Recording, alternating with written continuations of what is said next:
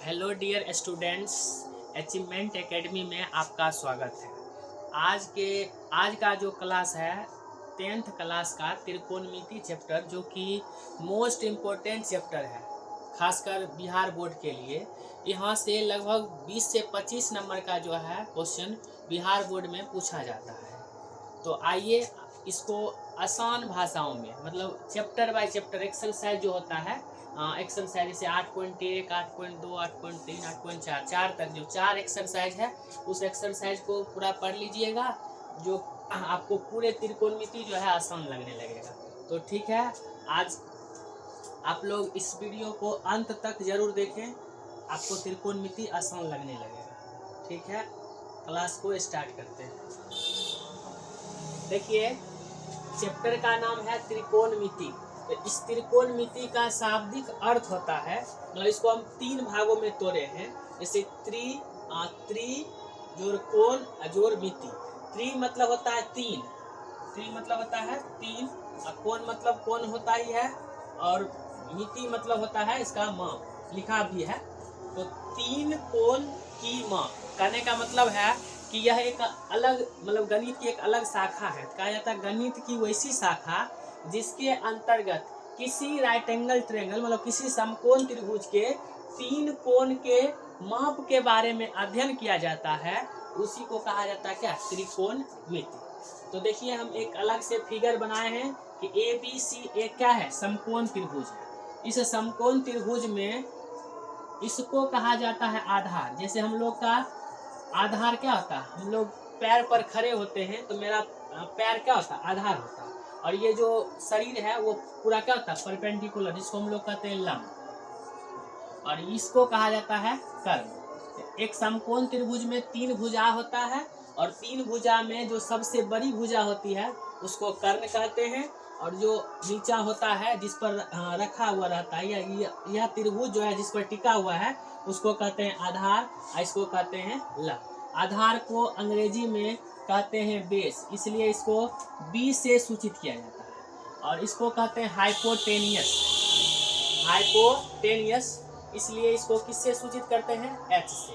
और ये परपेंडिकुलर, इसको परपेंडिकुलर कहते हैं, इसलिए इसको पी से सूचित करते हैं, इसको परपेंडिकुलर मतलब लंब कहते हैं। और ये सब कुछ जो लंब है, आधार है, कर्ण है, ये होता है इस कोण के लिए, मतलब इस एंगल के लिए जो है, ये लंब हुआ, ये आधार हुआ, ये क्या कर्ण है। अगर इसी में अलग से एक त्रिभुज बनाते हैं, अगर हम इस कोण के बारे में चर्चा करते हैं, तो इस कोण के सामने वाली भुजा को क्या बोलेंगे, तो यहाँ पर ये हो जाएगा क्या, लंब, और ये हो जाएगा आधार, और ये हो जाएगा क्या, कर्ण। तो पहले ये छोटा छोटा बात है कि कोण के सामने वाली जो भुजाएं होती है उसको लंब कहते हैं, और उसके जो संलग्न मतलब सटा हुआ जो भुजा होता है उसको आधार कहते हैं, और ये सबसे बड़ी भुजा जो होती है उसको कहा जाता है कर्ण। तो इसी समकोण त्रिभुज की जो 3 भुजा है, लंब, आधार, कर्ण, इसी तीनों भुजाओं से संबंधित एक रेशियो दिया गया, जिसको कहा जाता है अनुपातिक, मतलब कि इस भुजा का जो अनुपात होता है। जैसे मान लीजिए कि एक समकोण त्रिभुज, यहाँ पर लिखा हुआ है, एक समकोण त्रिभुज है। इस समकोण त्रिभुज में, जैसे एक समकोण त्रिभुज है ABC, इस समकोण त्रिभुज में अगर इस कोण के बारे में चर्चा किया जाए, तो इस कोण के सामने वाली भुजा को कहेंगे लंब, और इसको इसके जस्ट संलग्न भुजा होगा उसको कहेंगे आधार, इसको बी से सूचित करेंगे, और ये जो होता है इसको कहते हैं एच, इसको हाइपोटेनियस कहा जाता है। तो इसी समकोण त्रिभुज की तीनों भुजा का अनुपातिक रेशियो होता है, उस रेशियो का नाम होता है, जैसे लंब और कर्ण का एक रेशियो होगा, मतलब लंब और कर्ण का एक रेशियो होगा, फिर उसके बाद आधार और कर्ण का एक रेशियो होगा, आधार और कर्ण का एक रेशियो होता है, फिर एक लंब और आधार का रेशियो होगा, फिर इसको जस्ट उल्टा कर देंगे, जैसे H ऊपर रहेगा, P नीचा, फिर उसके बाद इसको कहीं ऊपर करेंगे, H ऊपर रहेगा, B नीचा, इसमें B को ऊपर लिखेंगे, P को नीचा। तो कहने का मतलब है किसी समकोण त्रिभुज में लंब और कर्ण के जो अनुपात होते हैं उसको कहा जाता है साइन थीटा, और आधार और कर्ण के जो अनुपात होते हैं उसको कहा जाता है कॉस थीटा, और लंब और आधार का जो अनुपात होता है उसको कहते हैं टेन थीटा। उसी प्रकार से जस्ट इसका उल्टा है, कर्ण और लंब का जो अनुपात होता है उसको कहते हैं कॉसेक थीटा, और ये कर्ण और आधार का अनुपात होता है इसको कहते हैं सेक थीटा, और आधार और लंब का जो अनुपात होता है इसको कहते हैं कॉट थीटा। तो ये जो 6 फॉर्मूला है त्रिकोणमिति का बेस फॉर्मूला है, बेसिक फॉर्मूला।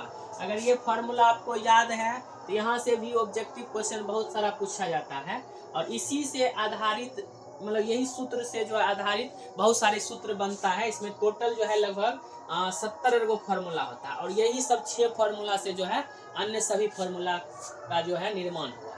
तो इसको याद रखिएगा, साइन थीटा बराबर लंब बटे कर्ण, या P बटे H बराबर साइन थीटा, B बटे H बराबर कॉस थीटा, P बटे B बराबर टेन थीटा। उसी प्रकार इसका उल्टा H बटे P बराबर कॉसेक थीटा, H बटे B बराबर सेक थीटा, और B बटे P बराबर क्या होता है कॉट थीटा।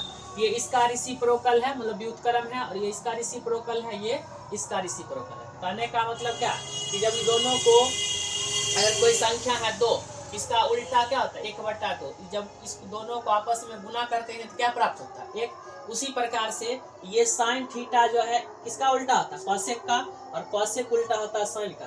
तो यहाँ से एक फॉर्मूला बन जाएगा, किसी संख्या को उसके व्युत्क्रम से गुना करने पर क्या प्राप्त होता है 1। उसी प्रकार से यहाँ पर भी साइन थीटा को इसके व्युत्क्रम से गुना करेंगे तो व्युत्क्रम इसका क्या होता है कॉसेक थीटा, आई दोनों को गुना करेंगे तो क्या प्राप्त होगा।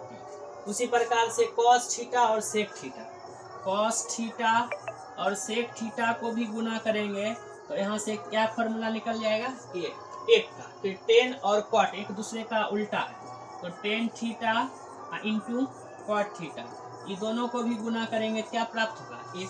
तो देखिए यही 6 फॉर्मूला से फिर 3 फॉर्मूला बना, फिर इससे भी और फॉर्मूला बना सकते हैं। तो ये साइन इंटू कॉसेक बराबर 1, कॉस इंटू सेक बराबर 1, टेन इंटू कॉट बराबर 1। अब आते हैं कुछ क्वेश्चन, जैसे एक दो क्वेश्चन देते हैं, और एक जैसे देखिए एक समकोण त्रिभुज में एक संबंध होता है, भुजाओं में संबंध, जैसे ए है, ये बी है और ये सी है, ये 90 डिग्री है, इसको कहते हैं लंब, लंब को परपेंडिकुलर पी कहते हैं, और ये बेस है और ये क्या है हाइपोटेनियस है। इस तीनों में एक संबंध होता है कि कर्ण स्क्वायर बराबर लंब स्क्वायर जोड़ आधार स्क्वायर, चाहे लंब स्क्वायर बराबर कर्ण स्क्वायर माइनस आधार स्क्वायर, चाहे आधार स्क्वायर बराबर कर्ण स्क्वायर माइनस लंब स्क्वायर। ये 3 फॉर्मूला और वो जो 6 लिखे थे 6 और 3 9 फॉर्मूला से आप लोग ऑब्जेक्टिव क्वेश्चन को आराम से बना सकते हैं। जैसे हम एक क्वेश्चन लिखते हैं कि यदि साइन थीटा बराबर 5/13 हो तो टेन थीटा का मान बताए, टेन थीटा का मान ज्ञात करें।